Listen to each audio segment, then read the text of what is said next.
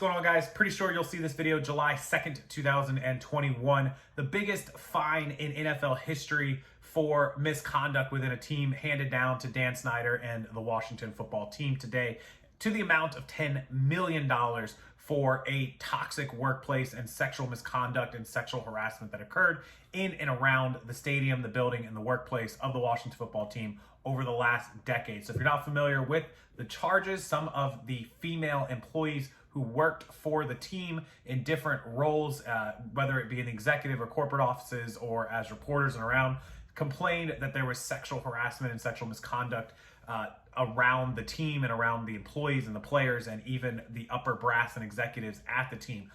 For example, they said that the men would stand at the bottom of the steps and wait for the women who were wearing skirts and dresses to come and go so that they could look up their clothes.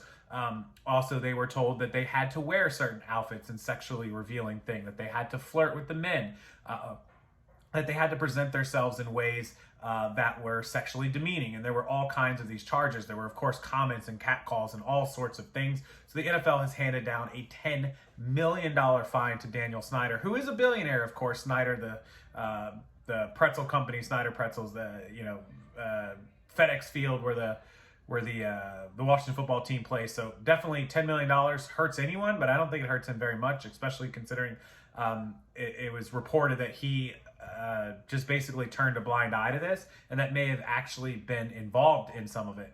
There was a big push for him to sell the team. Of course, the team had the issues with the Redskins name. They're formerly the Washington Redskins, now the Washington football team, WFT. And they, of course, tried to get him to sell the team. He wouldn't do it. He's actually named his wife, I think her name is Tanya, as the new CEO, co-CEO of the team. So he's fighting back. He says that they won't tolerate this behavior. They'll fix it. They'll pay the $10 million fine. They're working with the NFL and everything's cool, calm, and collected. And it looks like this is just going to blow over and be yesterday's news in a couple of days. So it's kind of crazy that women put up with this.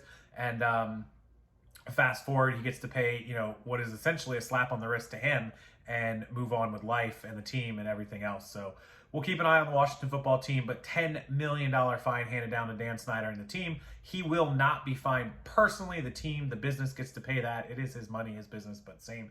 And there will be no charges and no further suspensions or anything happening in way of league discipline. So whether or not any of the women or the employees decide to file their own private lawsuits, I know there was talk. I think there may have been one.